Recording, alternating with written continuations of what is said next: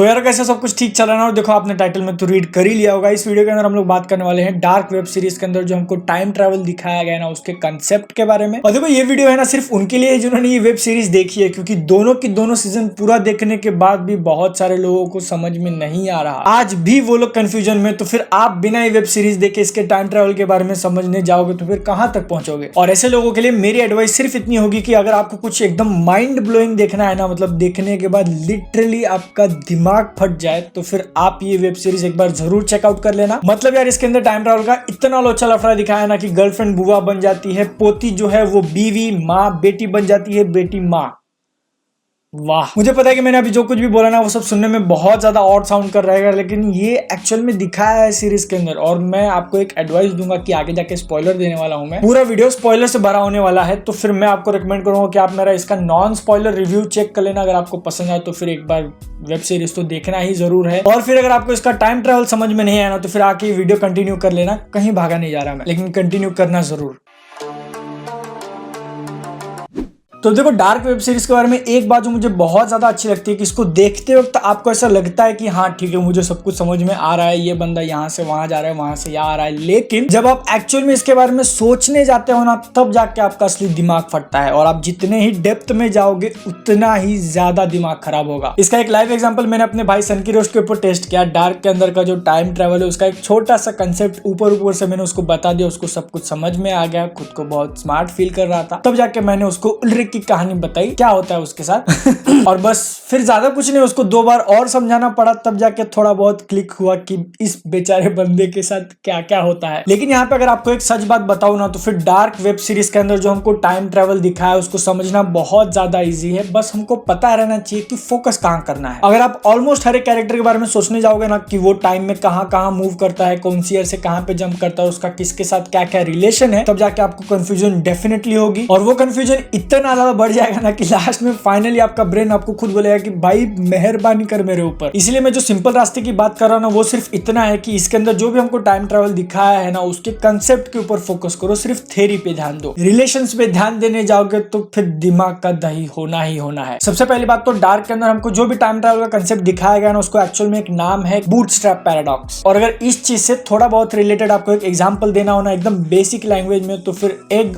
और मुर्गी। एग और मुर्गी मतलब हिंदी बोल रहा हूँ या इंग्लिश। अगर मुर्गी नहीं होगी तो फिर अंडा कैसे मिलेगा, अंडा नहीं होगा तो फिर मुर्गी कैसे आएगी। ये जो है ना ये एक साइकिल बन जाता है। इसकी शुरुआत कहां से हुई किसी को नहीं पता, पहले कौन आया। अब ये वाला एग्जांपल मैंने इसलिए दिया क्योंकि ये बहुत कॉमन है, आप में से ऑलमोस्ट सब लोगों को समझ में तो आ जाएगा, लेकिन ये पूरी तरीके से 100% करेक्ट नहीं होगा शायद। इसीलिए ना शो के अंदर का आपको एक एग्जांपल देता हूँ। इस जगह पे जो उल्रिक भाई साहब हैं वो अपने भाई और बेटे को बचाने के लिए एक बहुत ही तिगड़म वाला प्लान निकालते हैं कि मैं हेल्गे को मार दूंगा, वो अभी बच्चा है, फिर वो बड़ा होगा नहीं और इनके भाई और बेटे दोनों सुरक्षित हो जाएंगे। लेकिन उनका प्लान फेल हो जाता है और इस जो छोटे बच्चे को मारने की वो कोशिश करते हैं वो बड़ा होकर दिमाग से थोड़ा सनकी बनता है और वो आगे जाके इनके भाई को मार देता है। तो ये एक साइकिल ही बन गया ना। हेल्गे ने उल्रिक के भाई को मारा, उल्रिक पास्ट में जाके हेल्गे को मारने की कोशिश करती है, जिससे इंस्पायर्ड होकर हेल्गे जो है वो उनके भाई को किडनैप करता है और ये फिर से पास्ट में जाके, मतलब ये लूप जो है वो चलता ही रहेगा। Bootstrap paradox. और देखो ये जो शो है ना वो बहुत ज्यादा इजी हो जाता अगर इसके मेकर्स जो है वो बूटस्ट्रैप पैराडॉक्स को सिर्फ एक ही जगह यूज करते या फिर एक ही फैमिली के ऊपर, जैसा कि थोड़ा बहुत हमको प्रीडेस्टिनेशन इस मूवी के अंदर देखने मिला है। लेकिन नहीं, डार्क सीरीज के जो मेकर्स है उनको तो मतलब कुछ तूफानी करना था। उन्होंने 4 फैमिलीज ली है, उनको इस तरीके से मिक्स किया है इस बूटस्ट्रैप पैराडॉक्स के अंदर, मतलब।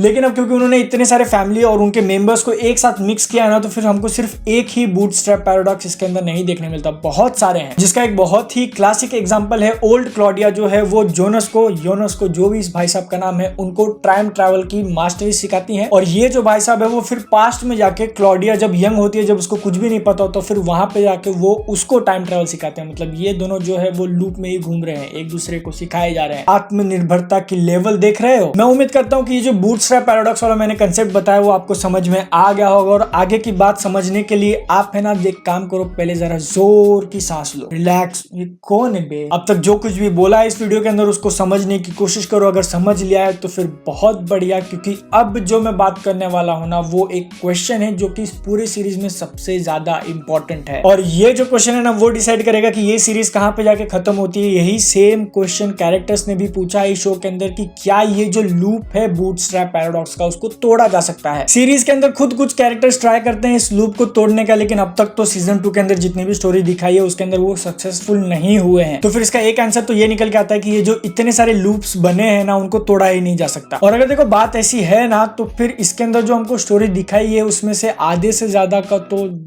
कुछ मतलब बनता नहीं, क्योंकि सीजन 2 के एंड में हमको अभी तक जितनी भी यंग जोनस और ये जो मिडिल एज जोनस है ना, जिसको मैं मिडिल जोनस बोल दूंगा इस वीडियो के अंदर, इनकी हमको जितनी भी स्टोरी दिखाई है ना, और आगे ये लोग जो कुछ भी करेंगे उसका मतलब कुछ इंपैक्ट होगा ही नहीं स्टोरी के ऊपर, बिकॉज वी ऑलरेडी नो कि आगे जाके ये लोग एडम ही बनने वाले हैं। तो फिर ये कितना भी कोशिश कर ले रोकने का, क्या मतलब निकलता है उसका। एडम को जो टक्कर दे रही थी क्लॉडिया, वो भी मर चुके हैं, तो फिर उनकी स्टोरी आगे कंटिन्यू नहीं होने वाली। और हमको सिर्फ एक बात नहीं पता कि एडम का क्या फेथ होगा, वो कहाँ पे जाके खत्म होगा, मतलब उसकी स्टोरी कहाँ एंड होती है, और वो एडम खुद क्या अचीव करना चाहता है ना, सिर्फ वो एक ही चीज मैटर करती है इस पूरी की पूरी स्टोरी के अंदर। बाकी जितने भी कैरेक्टर्स रहे, खुद जोनस ले लो, यंग और मिडिल एज, वो लोग जो कुछ भी करना चाहते हैं कुछ मैटर नहीं करता, क्योंकि इस लूप को तोड़ा नहीं जा सकता और स्टोरी घूम फिर के वापस उसी एडम पे जाके खत्म होगी। लेकिन है ना यार, इतनी आसानी से ये स्टोरी निकल जाएगी, ऐसा कैसे पॉसिबल है। अभी देखो मैं आपको एक लूप की कहानी बता रहा था कि स्टोरी जो है वो गोल गोल घूमती रहती है, लेकिन इसके अंदर फिर उन्होंने सीजन 2 के एंड में एक नया वर्ल्ड का कंसेप्ट ऐड कर दिया, तो फिर उसके अंदर भी ये लूप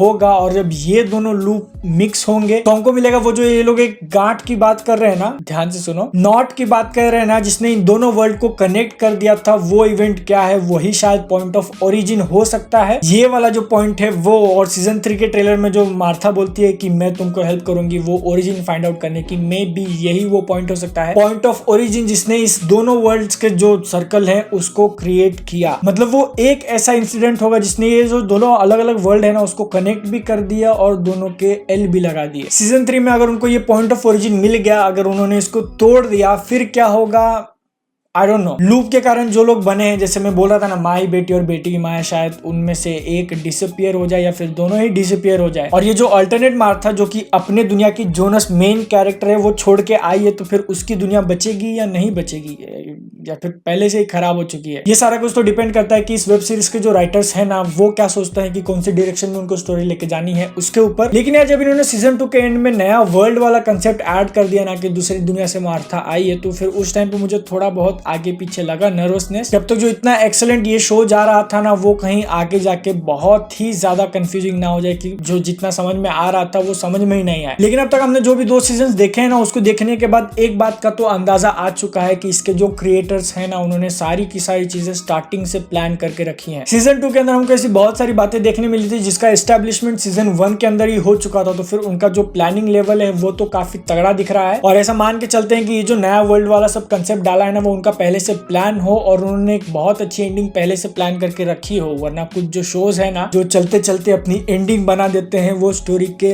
लगा देते हैं। और इस वीडियो के स्टार्टिंग में जैसे मैंने बोला था कि अगर आप कैरेक्टर्स के ऊपर फोकस करने जाओगे ना, हर एक के ऊपर कि वो क्या कर रहा है, तो फिर आपका दिमाग घूम जाएगा। मतलब वो जो फर्स्ट सीजन के अंदर एक बुक की वो लोग बात कर रहे थे जिसके पेजेस फटे हुए थे, वो किसने फाड़े। सीजन 2 खत्म होने के बाद जो यंग जोनस है वहां से लेके वो मिड जोनस तक कैसे पहुंचता है, वो स्टोरी हमको नहीं बताई। मिड जोनस जो है वो ओल्ड एडम कैसे बनता है, ये भी नहीं पता। इस चीज को आप जितना आगे अंदर सोचने जाओगे ना, कंफ्यूजन उतना ही ज्यादा बढ़ेगा। मैं मतलब ज्यादा अच्छा यहाँ पे ऑप्शन तो ये रहेगा कि आप वेट कर लो सीजन 3 का। सीजन 1 तो अच्छा लगा था, सीजन 2 उससे भी ज्यादा अच्छा, और मैं उम्मीद करता हूँ कि सीजन 3 जो है ना वो एकदम बवाल हो। वेट नहीं कर सकता मैं। इस टाइम ट्रैवल की वजह से इतनी इंटरेस्टिंग चीजें होती है ना, मतलब यंग जोनस और एडम 1921 में मिलते हैं, और ये पैराडॉक्स के कारण वो जो है वो हमेशा से उस टाइम पे मिलते ही आ रहे हैं, भले ही वो दोनों उस टाइम पे पैदा भी ना हुए हो। आपको क्या लगता है इसके अंदर जो कुछ भी टाइम ट्रैवल दिखाया गया उसके बारे में, क्या आपको समझ में आया था? वीडियो देखने के बाद आपको कितना ज्यादा अंडरस्टैंड हुआ है, नीचे कमेंट सेक्शन में बता देना। आपका सबसे फेवरेट एकदम अप मोमेंट कौन सा था, मतलब कैरेक्टर पास्ट में जाके उसने सबके एल लगा दिए, वो भी नीचे बता सकते हो। एक्सप्लेनेशन पसंद आया वीडियो को लाइक कर देना, चैनल को सब्सक्राइब करना है, वरना जो है ना एडम को बोल के गायब करवा दूंगा। इंस्टाग्राम पे फॉलो कर सकते हो, मैं वहां पे भी मूवी से रिलेटेड रिकमेंडेशन देता रहता हूँ, पोस्ट करता रहता हूँ स्टोरीज वगैरह, तो फिर आइडिया आपके सामने है।